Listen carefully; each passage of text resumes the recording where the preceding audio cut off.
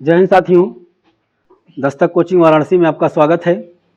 आज हम लोग मौर्य वंश के शासकों के बारे में चर्चा करेंगे। इसके पहले हम लोग मौर्य काल की जानकारी के स्रोत को देख चुके हैं। ठीक है, तो जैसा कि आप सभी लोग जानते हैं कि जो मौर्य वंश है, ये मौर्य वंश का जो संस्थापक है ये कौन है?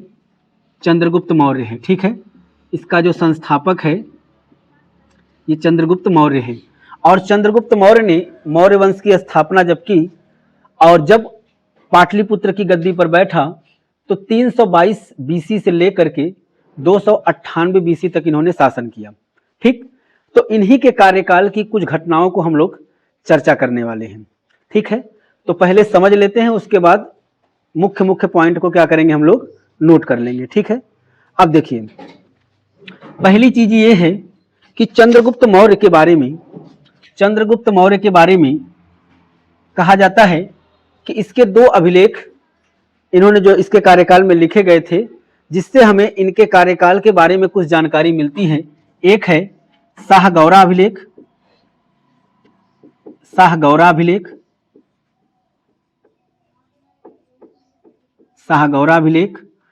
और एक है महास्थान अभिलेख। अब चंद्रगुप्त मौर्य के समय ये जो दोनों अभिलेख हैं, शाहगौरा मैंने बताया था गोरखपुर से पाया गया है, गोरखपुर उत्तर प्रदेश, और महास्थान ये बोगरा जिला बांग्लादेश से पाया गया है ना, बोगरा जिला बांग्लादेश से। ठीक है ना, ये उत्तर प्रदेश गोरखपुर से है। तो इन दोनों अभिलेख से हमें इस बात की जानकारी मिलती है कि चंद्रगुप्त मौर्य के काल में जब अकाल पड़ा था, तो अकाल के दौर में, अकाल का मतलब जब सूखा पड़ गया, बारिश नहीं हुई, जलवायु परिवर्तन हुआ, तो प्रजा के लिए अन्न भंडारण, ठीक है ना, अन्न भंडारण अर्थात इस अकाल के दौरान प्रजा के लिए राहत भरे कार्य किस तरह से मौर्य काल के शासकों ने किया था, इसमें हमको जानकारी मिलती है। ठीक है ना, अब देखिए, ये तो हो गया इसके अभिलेख। एक साहित्य है जिसका नाम है मुद्रा राक्षस में इस बात की जानकारी मिलती है, जैसे कहा जाता है कि चंद्रगुप्त मौर्य किस कुल के थे या किस वर्ण व्यवस्था में शामिल थे, या ब्राह्मण थे, क्षत्रिय थे, वैश्य से शूद्र थे, क्या थे, इसमें विभिन्न विद्वानों का अलग अलग मत है। ठीक है ना, कोई एक मत नहीं है, लेकिन मुद्रा राक्षस में इन्हें कुलहीन बताया गया है,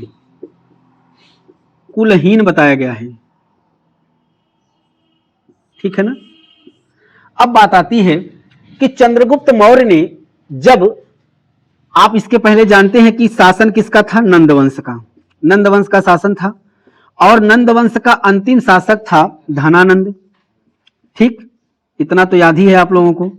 और धनानंद जब पाटलिपुत्र की गद्दी पर बैठा था तो प्रजा से इतना ज्यादा टैक्स ले रहा था कि उसकी प्रजा परेशान थी। तो आचार्य चाणक्य की मदद से, आचार्य चाणक्य कौन है, इनके गुरु हैं, ठीक है ना, आचार्य चाणक्य की मदद से चंद्रगुप्त मौर्य ने क्या किया था, नहीं, चंद्रगुप्त मौर्य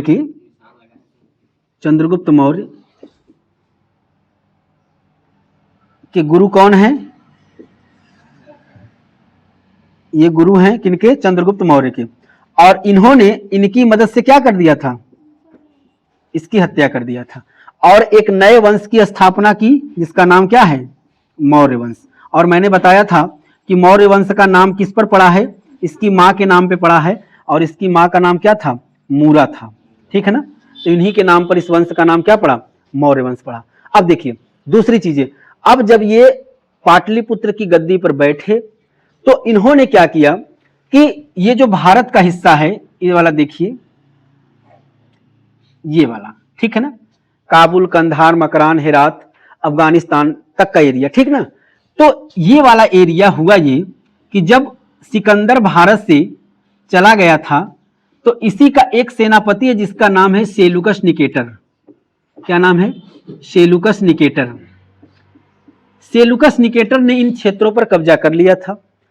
अब जब चंद्रगुप्त मौर्य पाटलिपुत्र की गद्दी पर बैठा। पाटलिपुत्र कहाँ है आपका? बिहार में। आधुनिक पटना वाला जो शहर है उसी को पाटलिपुत्र कहा जाता था, ठीक ना। अब इस गद्दी पर बैठने के बाद चंद्रगुप्त मौर्य ने क्या किया? यहां पर चढ़ाई किया और दोनों के बीच 305 बीसी में हुआ घमासान युद्ध सेलुकस निकेटर और चंद्रगुप्त मौर्य के बीच। सेलुकस निकेटर है कौन? तो ये सेलुकस निकेटर सिकंदर का सेनापति है। कौन है? सिकंदर का सेनापति। सिकंदर का सेनापति है। अब 305 बीसी में जब सेलुकस निकेटर और चंद्रगुप्त मौर्य के बीच जब युद्ध हुआ तो इसमें चंद्रगुप्त मौर्य क्या हो जाते हैं? विजयी हो जाते हैं, ठीक है ना। चंद्रगुप्त मौर्य इसमें क्या हो जाएंगे? विजयी हो जाएंगे और चंद्रगुप्त मौर्य का साम्राज्य एक तरह से कहां तक पहुंच जाएगा? ईरान की सीमा तक। भारत के इतिहास में सबसे बड़ा साम्राज्य मौर्य काल का ही था।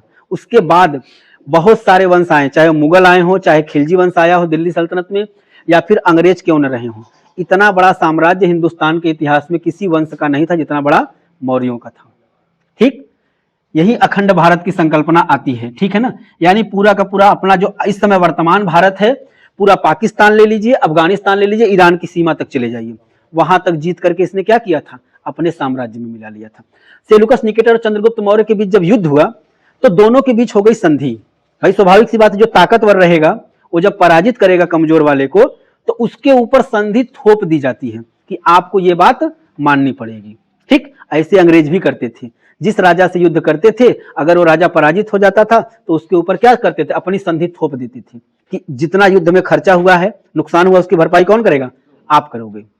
उसके बाद जितना हमको सहूलियत चाहिए व्यापार करने के लिए उसकी पूरी अनुमति कौन देगा? तुम दोगे, ठीक।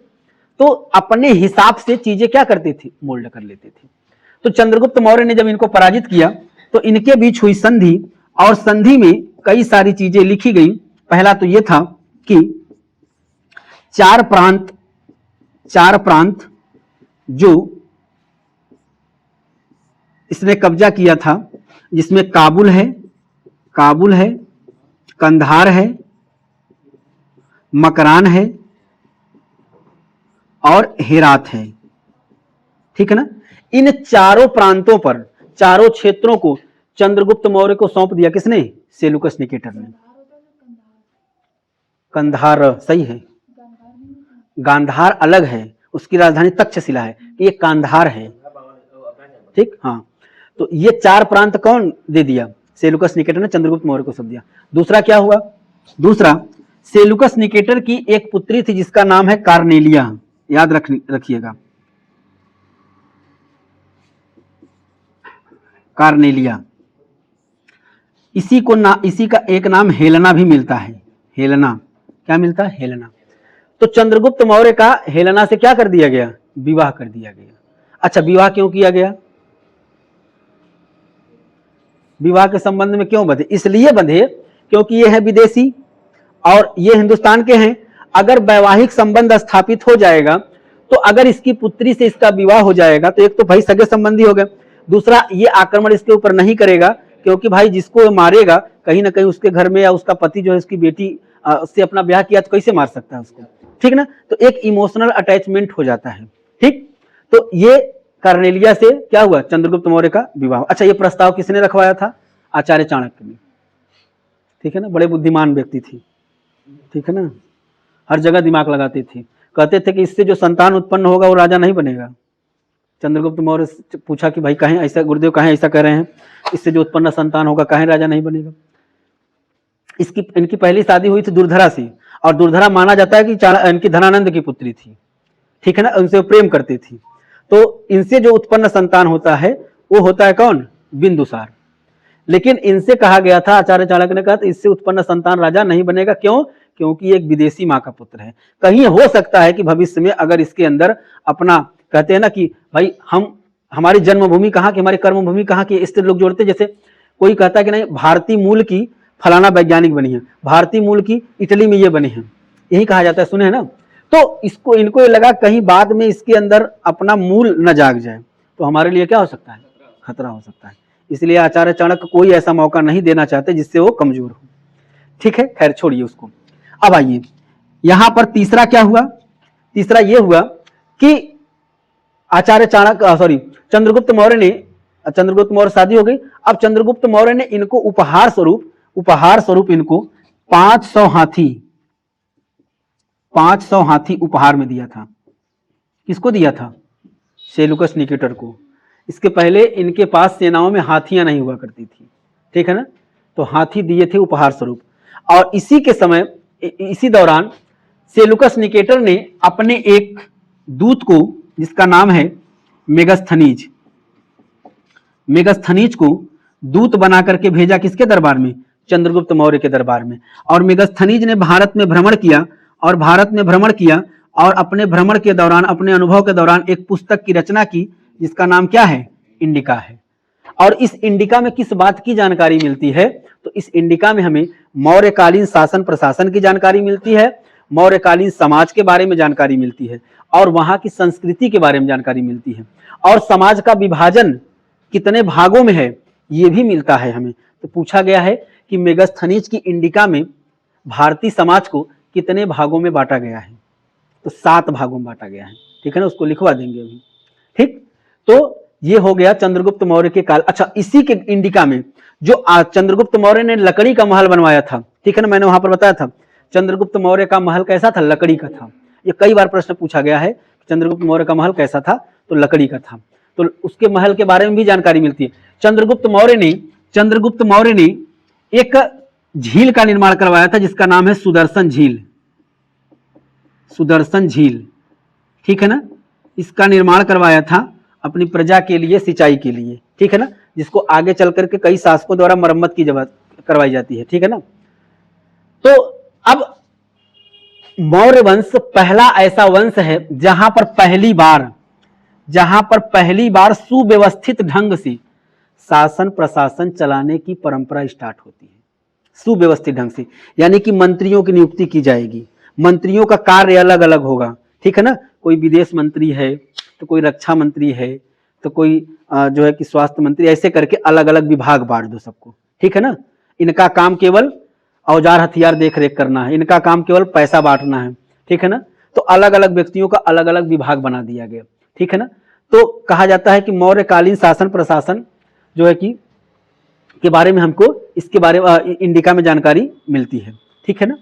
तो व्यवस्थित ढंग से चलाने की प्रक्रिया और टैक्स को व्यवस्थित ढंग से वसूलने की प्रक्रिया मौर्य वंश से ही स्टार्ट हुई, और अखंड भारत की परंपरा भी कहां से स्टार्ट हुई? मौर्य काल से, ठीक है ना। अब इसी की आप सिस्टमैटिक ढंग से लिख लीजिए, ठीक है।